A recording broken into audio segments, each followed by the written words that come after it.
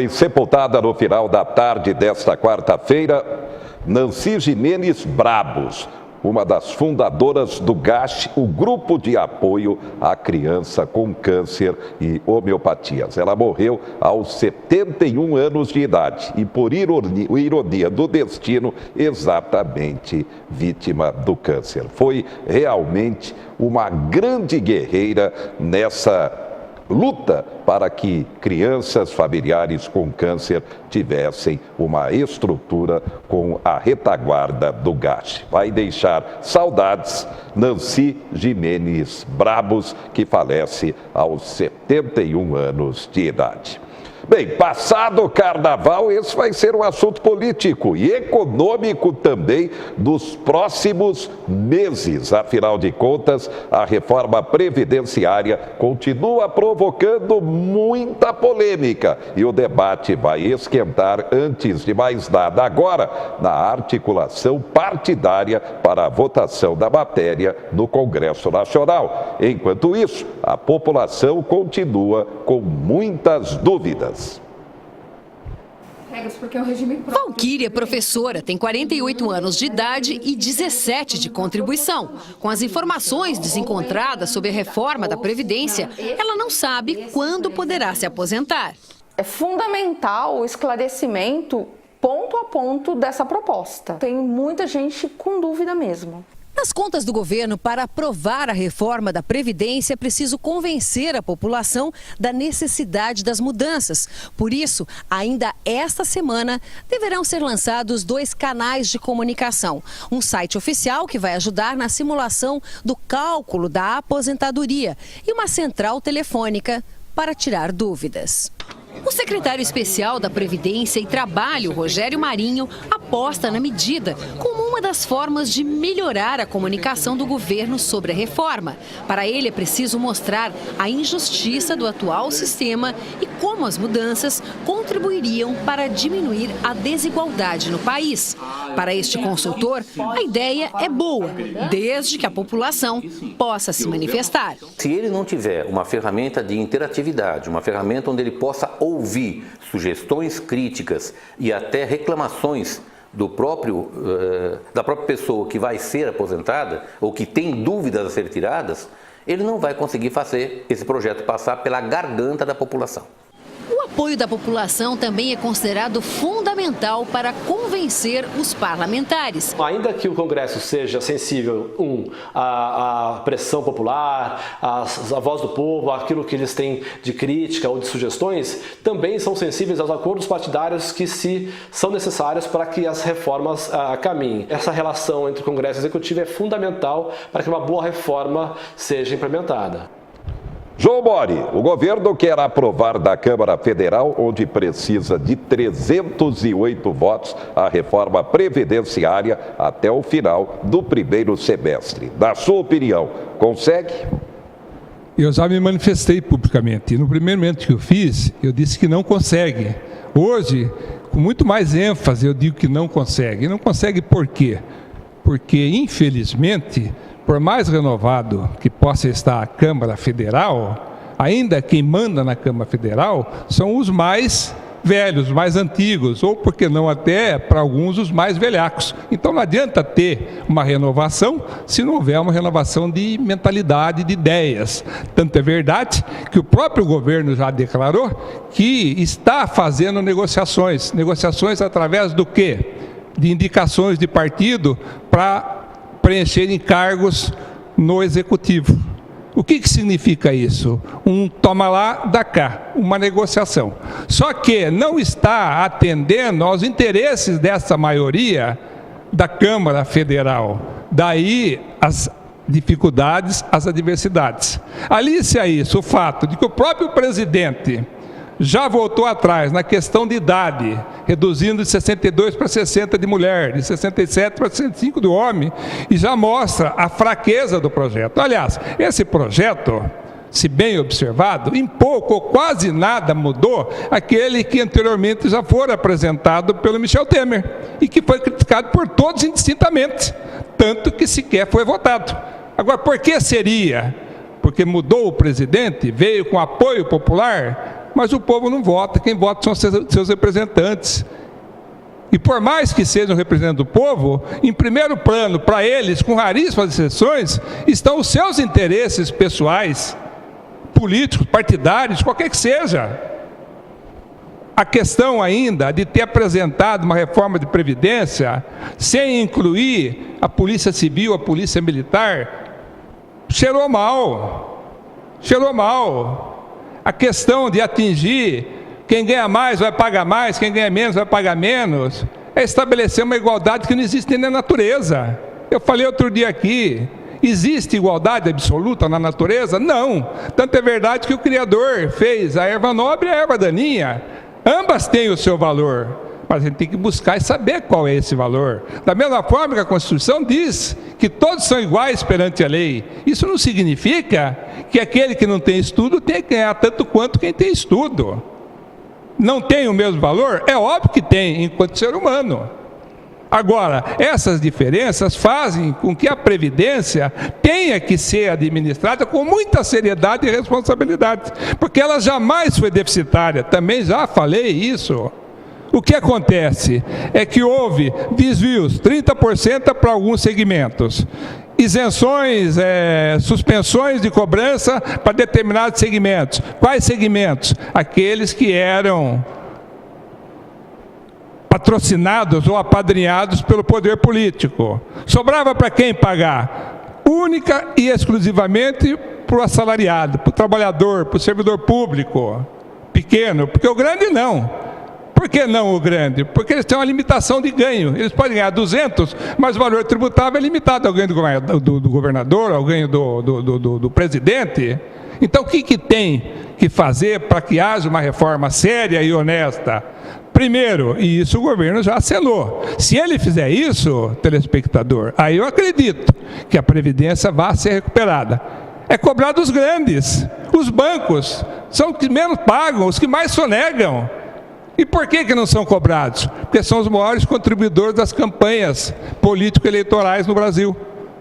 Os bancos não pagam, pagam muito pouco, sonegam. Grandes empresas, semana passada saiu uma matéria sobre isso, que o governo ia cobrar as grandes empresas e não o fez até hoje. Por quê? Exemplo é Marília, questão do ISS, observado devido proporções, é a mesma coisa. Qual foi o maior devedor que ficou pendente e ainda está pendente até hoje e ninguém consegue receber? A empresa circular. Não ganhava dinheiro? Não, recolhia com rodo. Porque para a empresa circular não tem fiado, não tem cheque pré-datado, é dinheiro todo dia. E não tinha para pagar o ISS. E não foi cobrado. E está aí pendente. Enquanto o coitadinho tem que pagar. Então, a Previdência, da forma como foi apresentada, não vai ser reformada. Já está se promovendo algumas mudanças. Ainda que em forma de negociação, cheira mal. As minorias já estão se mobilizando. 300 e poucos votos, dificilmente vai alcançar. O que tem que fazer o novo presidente? Aí sim acredito nele. Impor seriedade, honestidade e cadeia para ladrão, cadeia para sonegador, cadeia para corrupto. Aí a coisa melhora. Dessa forma, negociando, não vai ter melhora nenhuma. Nível local, 3 destaques e que geram polêmica. Nesta quinta-feira, o Sindicato dos Servidores Municipais vai manter contato com o prefeito Daniel Alonso. Categoria cobra 10% de reajuste e melhoria do Vale Alimentação no mesmo patamar dos funcionários da Câmara, R$ 498 contra R$ 300 atualmente. À tarde, na sessão da Câmara, o sindicato vai protestar em relação à contratação de comissionados da nova Secretaria de Tecnologia da Informação. O que o sindicato quer? Concurso público para os novos contratados, se o projeto passar. E a questão do aumento da tarifa de ônibus. Dia 16, 30% de reajuste, sobe de 3 para 3,80. João Mori. Note bem, o sindicato está fazendo aquilo que já devia ter feito há muito tempo. Porque quando nós falamos que eles estão reivindicando 10%, a bem da verdade não é isso. O que eles querem de aumento é somente 2%. Imagina, você tem um aumento de 2% quando sabe que está sendo votado em benefício do prefeito, do vice-prefeito, dos secretários, um aumento em torno de quase 17%. É para revoltar qualquer servidor, qualquer trabalhador, qualquer pai de família. 2% é o aumento. 8% é reposição referente aos aumentos que foram sempre dados de forma ínfima, abaixo da inflação. Como é que você pode ter um governo, não é a nível municipal somente, estadual e federal, que para cobrar tem uma tabela, aplica-se a inflação cheia, e para pagar tem outra tabela, aplica-se a conveniência. Ou não dá nada de aumento, ou quando dá esmolas. Como que se o servidor público não trabalhasse? Falei outro dia, volto a repetir, os serviços públicos ainda estão em pé, em andamento, ainda que de forma precária, tanto em nível municipal, estadual e federal, graças à abnegação do servidor público, do ser humano, daquele que dá tudo de si em benefício daqueles que eles servem, ou seja, nosso, comunidade, povo. Agora, e os governantes? O que fazem? Nada. Então o sindicato tem que ir, tem que levar o máximo de número, tem que fazer o senhor prefeito, os senhores vereadores, verem e sentirem que o preço da comida para eles é o mesmo para o servidor público. Se o ganho deles, o aumento é de 16, os seus tem que ser 16. Se a Câmara aumentou e criou 13 cargos e fala-se em criar mais 13, e não pode aumentar o do servidor, por quê? O servidor vai exigir concurso para os cargos de carreira, sim, para os de confiança, não. Até porque, na política, embora poucos entendam, se faz necessária a existência de cargos de confiança, sim, para que o administrador possa fazer uma boa administração. Mas não na quantidade que hoje nós vemos aí. E que só serve para quê? Para empregar apadrinhados, para negociar com vereadores. O prefeito está refém da Câmara, o que faz? Cede 2, 3 cargos para o vereador. Olha, vereador, você me ajuda aí, dá uma mãozinha. Afinal de contas, eu administro para Marília, para você, para sua família, para todos os vereadores, enfim. Me ajuda? Não. Se você me arrumar 3 empregos para minha família, para os meus parentes, está cheio aí, está cheio, é vergonhoso. Eu fui vereador 10 anos, nunca indiquei um parente para cargo nenhum, nunca. Por quê? Porque era vereador por vocação, por querer servir o povo, da mesma forma como foi o presidente do MAC, por vocação, presidente do OAB, por vocação, sem nunca ter ganhado nada. Tanto é que propus à época que se extinguisse o ganho para vereador. À época fizemos que fosse extinta a aposentadoria de vereador. Eu tenho que me aposentar enquanto advogado, eu tenho que me aposentar enquanto médico, eu tenho que me aposentar enquanto servidor público. Mas não como vereador, não como prefeito. Isso não é profissão. Isso não é profissão. Aqueles que lá estão, todos têm uma profissão. Vivem e dependem dela. Trabalham uma vez por semana. Na segunda não puderam porque era feriado, transferiram para amanhã.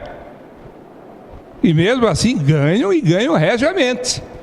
Abriram mais cargos, regiamente. Da mesma forma como beneficiam aqueles que o servem. O servidor da Câmara ganha infinitamente mais, embora pague com o mesmo dinheiro, porque o dinheiro vem da prefeitura, o dinheiro vem do bolso do contribuinte, do que os servidores municipais da prefeitura.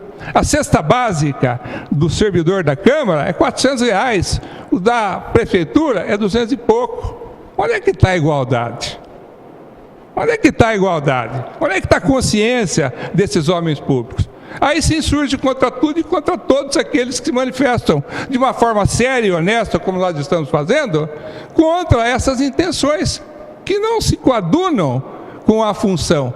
Eu li antes de ontem uma manifestação da Matra, excepcional. E, no entanto, o presidente da Câmara assim surgiu contra, como se fosse ele o dono da verdade, porquanto ocupa o cargo de presidente. A presidência é passageira, tanto quanto é passageira a vereança.